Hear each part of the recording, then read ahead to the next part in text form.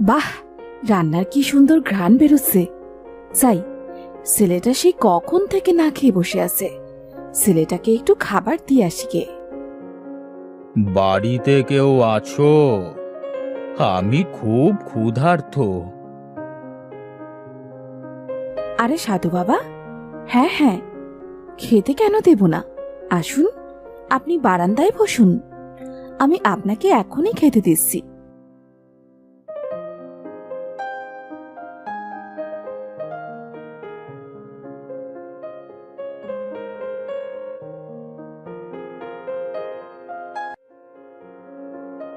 বাহ, তোর হাতের রান্না তো অসাধারণ। অনেক দিন বাদে এমন রান্না খেলাম। আমি তোর উপর খুব খুশি হয়েছি রে মা। বল, তোর কি চাই? না সাধু বাবা, আমার কিছুই চাই না, শুধু দোয়া করবেন যাতে আমার ছেলেটাকে নিয়ে শান্তিতে দুবেলা দুমুঠো খেয়ে পড়ে বাঁচতে পারি। ঠিক আছে মা, তুই কোনো চিন্তা করিস না। যদি তোর কোনো বিপদ হয়, আমি সেদিন ঠিক আসব তোকে সাহায্য করতে। আমি এখন চলি।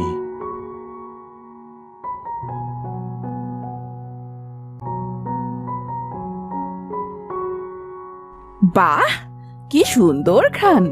খাদিজা যে কি করে এত সুন্দর রান্না করে কে জানে। আমি যদি এত সুন্দর রান্না করতে পারতাম তবে সে কি ভালো হতো। আমিও তো চেষ্টা করার পরেও তো কিছুতেই রান্না ভালো করতে পারি না।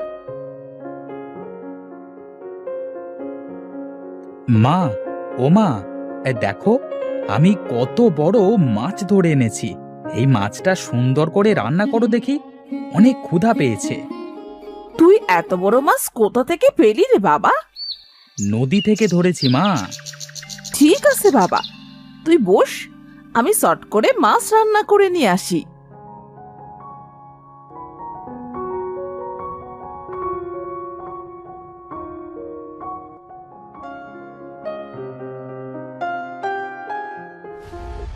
ধের, কি রান্না করেছো মা? এত কষ্ট করে নদী থেকে মাছ ধরে আনলাম, আর তুমি যেভাবে রান্না করেছো এতে তো মুখে তোলা যাচ্ছে না। ড্যাডি, আমার খিদেই মারা গেল।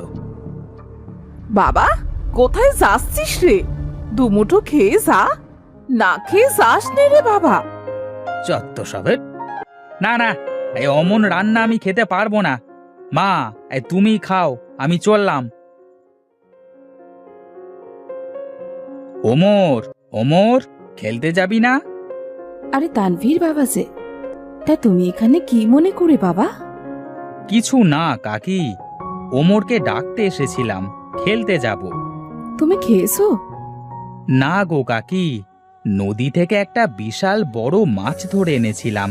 ভাবলাম মা মাছটা স্বাদ করে রান্না করবে, আর আমি কবজি ডুবিয়ে খাবো।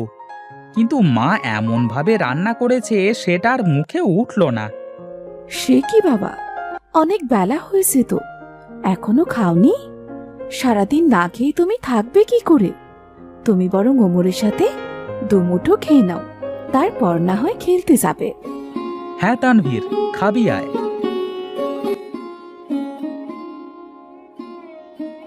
বাহ কাকি, তোমার হাতের রান্না তো অনেক সুন্দর।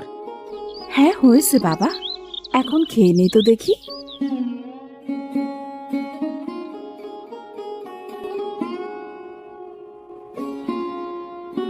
আর মাত্র একদিন বাকি, এর মধ্যে ভালো রাঁধুনি খুঁজে না পেলে আমার গর্দান যাবে। সারা গ্রাম খুঁজলাম, কিন্তু মনের মতো রাঁধুনি পেলাম না। কি যে করি! আহা হা হা, কি সুন্দর ঘ্রাণ! এত সুন্দর ঘ্রাণ কোথা থেকে আসছে? দেখতে হচ্ছে তো ব্যাপারটা। বাড়ি থেকে আছেন? একটু বেরিয়ে আসেন। কি আপনি? কি চাই? আমি হলাম এই মোড়ল মশাইয়ের নায়েব।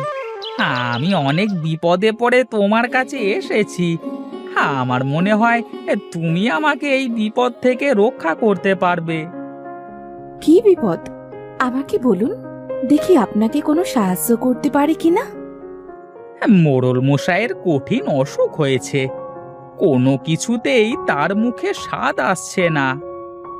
নিন নিন, শুরু করেন মোড়ল মশাই। খেয়ে বলুন তো, নতুন রাঁধুনির রান্নার স্বাদ কেমন? ছি ছি ছি ছি ছি, উয়াক, থু!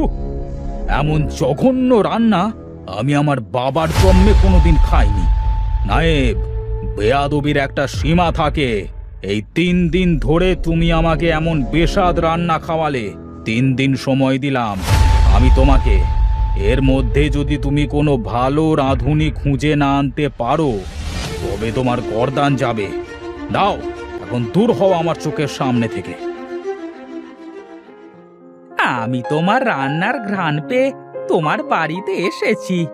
আমার বিশ্বাস তোমার রান্না মোড়ল মশাইয়ের অনেক পছন্দ হবে। এখন তুমি পারো আমাকে বাঁচাতে। খাদিজা বুবু বলছে কি, তুমি তো মোড়ল মশাই বাড়িতে যাবে রান্না করতে, আমাকে সাথে নিয়ে চলো না।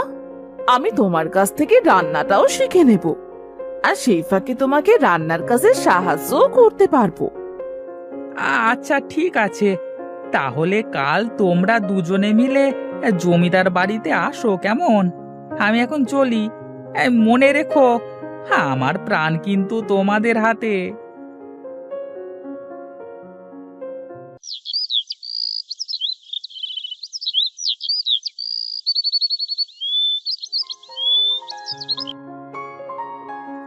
তোমরা এসেছো? এসো এসো, আমি তোমাদের রান্নাঘরে নিয়ে যাই।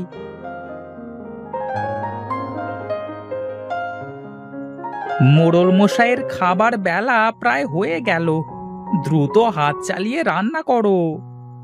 ঠিক আছে নায়েব মশাই।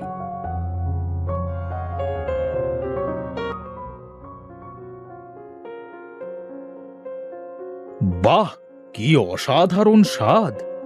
এমন স্বাদের রান্না এই প্রথম খাচ্ছি।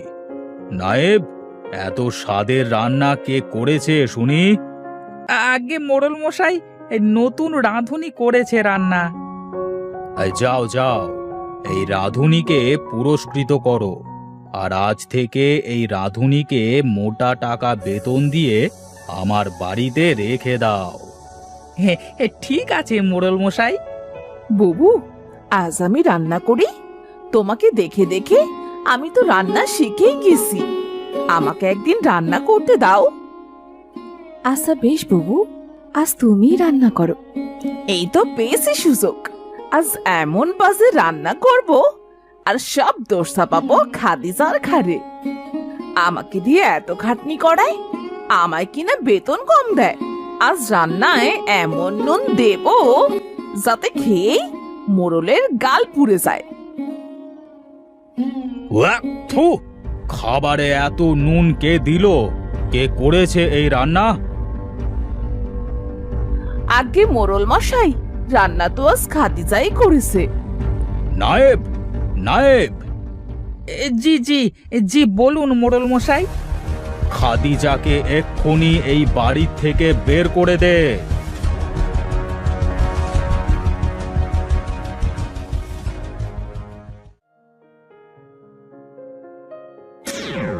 কি রে মা, তুই এখানে বসে এভাবে কাঁদছিস কেন? কি হয়েছে তোর? এই নে মা, তুই এই মশলাটা রাখ। তোর রান্না করা হয়ে গেলে রান্নায় মশলাটা 1 চামচ করে ব্যবহার করবি। দেখবি তোর রান্না কখনোই খারাপ হবে না। আপনাকে অনেক অনেক ধন্যবাদ সাধু বাবা।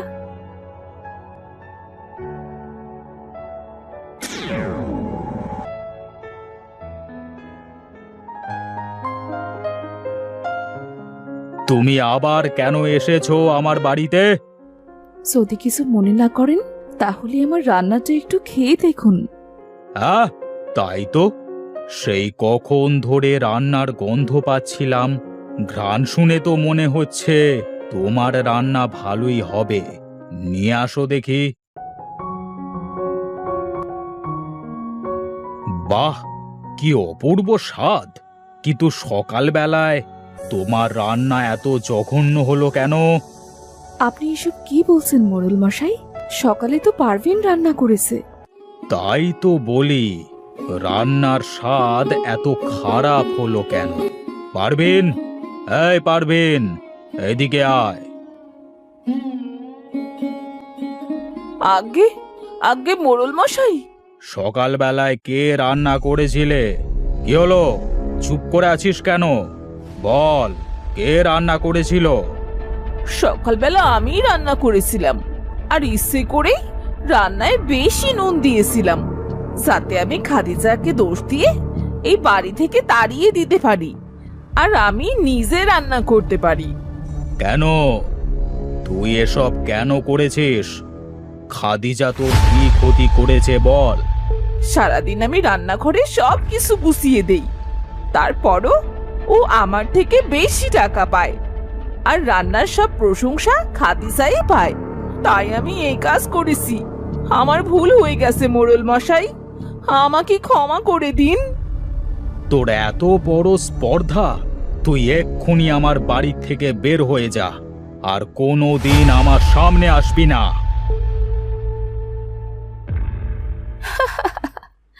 এই জন্যই বলে অতি লোভে তাঁতি নষ্ট।